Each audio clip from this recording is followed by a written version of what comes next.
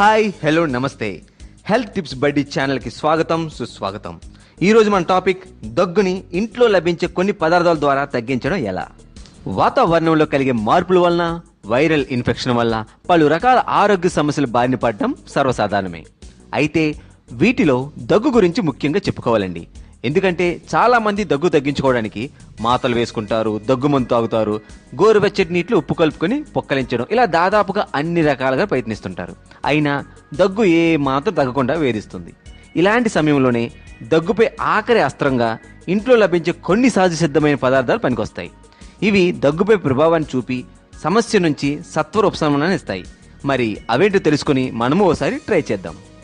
దగ్గు ఆకుండా వస్తుందా? కొంతమంది నిమిషం గ్యాప్ లేకుండా నిరంతరాయంగా దగ్గుతూనే ఉంటారు. ఇలాంటి వారు కొద్దిగా అల్లాన్ని తీసుకుని మెత్తటి పేస్ట్లా చేసుకోవాలి.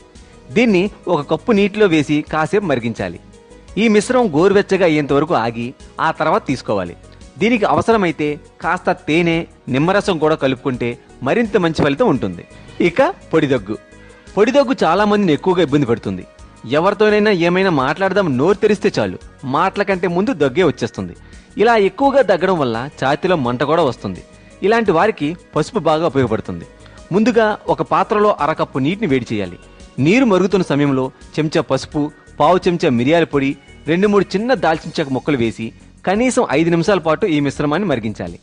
దీన్ని ఒక గ్లాసులో వడగట్టి గోరువెచ్చగా అయ్యేంత వరకు పక్కన పెట్టాలి. ఆ తర్వాత ఈ మిశ్రమానికి చెంచా తేనె కలుపుకొని తాగాలి. ఇలా క్రమంగా చేయడం వల్ల వీలైనంత త్వరగా సమస్య నుంచి బయటపడచ్చు. ముఖ్యంగా పొడి దగ్గుతో బాధపడుతున్న వారికి ఈ చిట్కా చాలా బాగా ఉపయోగపడుతుంది. అలాగే నిరంతరంగా దగ్గడం వల్ల ఛాతీలో మంట రావడం సర్వసాధారణం. మరి దగ్గుతో పాటు దీన్ని కూడా తగ్గించుకోవాలంటే కాస్త వేడిగా ఉండే పాలలో కొద్దిగా తేనె వేసి బాగా కలుపుకొని రాత్రి పడుకునే ముందు తీసుకోవాలి. దీనివల్ల గొంతు ఇన్ఫెక్షన్, పొడి దగ్గు నుంచి కూడా ఉపశమనం లభిస్తుంది. అలాగే పరుగడుపున ఒక చెంచా తేనె తీసుకున్న ఫలితం ఉంటుంది. దగ్గును తగ్గించుకునే కొన్ని సహజ సిద్ధమైన మార్గాలు ఏంటో తెలుసుకున్నాం. అయితే ఈ చిట్కాలన్నీ ప్రయత్నించినప్పటికీ 1-2 వారాల్లో దగ్గు తగ్గకపోతే వెంటనే డాక్టర్ని సంప్రదించడం మాత్రం మర్చిపోకండి. ఇలాంటి మరిన్ని చిట్కాలు తెలుసుకోవాలంటే మీరు తప్పకుండా హెల్త్ టిప్స్ బడ్డీ ఛానల్ని సబ్స్క్రైబ్ చేయడం మాత్రం మర్చిపోకండి. మీ అందరి కోసం మరో టాపిక్తో మీ ముందుకు వస్తా. అంతవరకు సెలవు.